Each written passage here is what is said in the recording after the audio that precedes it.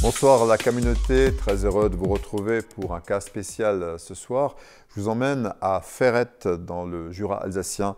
Il aura fallu attendre 4 ans. Ferrette, la médiévale, est de retour. La dernière fois c'était en 2018. Comme la fête est biennale, celle de 2020 avait été désarçonnée par la Covid évidemment. Alors il est temps de s'y remettre pour Régis Labelle qui est à la tête de la nouvelle équipe d'organisation. Gauthier, c'est forcément l'un des personnages principaux du spectacle de chevalerie qu'on présentera cette année. Le thème est entre l'Orient et l'Occident, et Gauthier est parti au pays des croisades, et dans son parcours il a rencontré sa dulcinée, une dénommée Scheherazade. Et puis voilà, le temps du retour est venu, son père est soi-disant malade, donc il rentre au pays avec sa dulcinée, avec cette caravane. Et puis commencent les péripéties de Gauthier de retour dans le pays de Sungo. L'Orient et l'Occident sont complètement connectés à l'époque médiévale. Les guerres, les croisades, c'est l'époque médiévale. Donc ce spectacle sera un mélange de réel, de fantastique, et puis évidemment dans un contexte qui est le nôtre aujourd'hui. Et voilà, l'idée c'est de passer un bon moment et on espère emmener notre public dans notre histoire avec un peu de rêve. Et puis l'Orient et l'Occident, je crois que ça parle à beaucoup de personnes en ce moment, dans le contexte qui est le nôtre. Nous avons des oriflammes, des bannières, donc il y aura la ville basse qui restera sans doute aux couleurs traditionnelles, mais on va essayer pour la ville haute de la rendre la plus médiévale possible, de cacher au maximum les signes des temps modernes, de sortir les véhicules de la fête bien sûr, et pour vraiment pouvoir plonger dans l'atmosphère de cette époque. On espère que ce sera une réussite avec l'aide des bénévoles, avec l'aide des habitants et de tout le monde. Les associations impliquées aujourd'hui sont moins nombreuses, mais Ferrette, la médiévale, peut compter bien sûr sur le soutien de partenaires fidèles et importants, à commencer bien sûr par la ville de Ferrette. Corinne Rabot, la maire de Ferrette. Alors effectivement, revoir une fête médiévale à Ferrette, c'est aussi se dire que le Covid est terminé, qu'on va pouvoir retourner à une vie quasi normale avec des gens qui se rencontrent, qui échangent et qui vont participer à un événement autour de une ville qui m'est chère, Ferrette. Donc ça, c'est toujours un plus. Je ne suis pas née à Ferrette, je ne suis pas alsacienne. Nous sommes venus ici pour des raisons de travail, soyons clairs. Et c'était le lieu qui nous a emballés, qui nous a enchantés.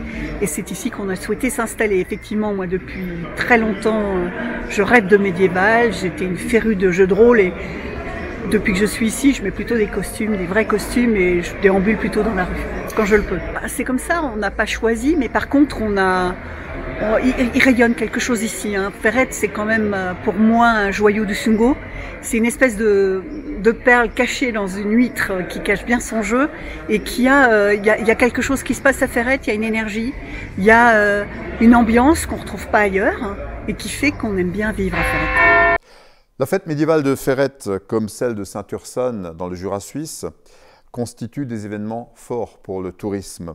Vianney Muller, directeur de l'Office de tourisme du Sungo. Cette fête médiévale est un moment phare sur la période estivale dans le Sungo. Déjà, elle est rare parce qu'elle arrive tous les 2 ans, donc on est content de la voir. Elle arrive à un moment donné, fin du mois de juin, qui est toujours très agréable parce que les soirées sont longues. Et puis surtout, elle se déroule dans un magnifique cadre qu'est la cité médiévale de Ferrette, avec sa belle rue historique, son château, qu'on ne manque pas d'arpenter. Et cette année, on aura d'autant plus d'intérêt à l'arpenter, c'est qu'il y a un mapping à la fête médiévale. Et c'est un petit peu la particularité de ce millésime 2022, c'est ce mapping qui aura lieu dans l'enceinte du château de Ferrette. Alors ce mapping a précisément lieu parce que le château de Ferrette, tout comme le château du Morimont, sont inscrits dans la route des châteaux et cités fortifiées. Donc c'est une route qui est pilotée par Alsace Destination Tourisme, qui a pour vocation de faire la promotion des châteaux en Alsace. Donc actuellement il y a 32 sites qui sont référencés, dont les 2 nôtres, et finalement on bénéficie de la force d'un réseau. La force d'un réseau, concrètement, c'est quoi? À Ferrette, on a pu bénéficier d'une petite vidéo de promotion, d'un reportage photo et de diverses animations, dont ce mapping. Alors, c'est surtout un produit touristique qui est ancré au patrimoine et à la culture. Et Dieu sait que c'est important dans le domaine du tourisme et a fortiori dans le Sungo. puisqu'on a quand même de nombreux sites qui sont rattachés au médiéval. Alors là, on a le château de Ferrette, mais on a aussi l'église Saint-Jacques de Fellbach. On va avoir le château du Landskrone un petit peu plus loin, le château du Morimont. On a aussi voilà, tout le patrimoine de la ville d'Altkirch qui se rattache au médiéval. Donc tout ceci est intéressant pour nous. La petite ville du fin fond de l'Alsace s'est déjà drapée des flammes colorées. La fête sera désormais d'accès libre du 24 au 26 juin. Seul le spectacle équestre sera payant et ce spectacle vous emmènera entre Orient et Occident avec une belle histoire d'amour. Et puis le château bénéficiera d'un mapping la nuit venue. Tout cela pour Ferrette, la médiévale, de retour cette année du 24 au 26 juin.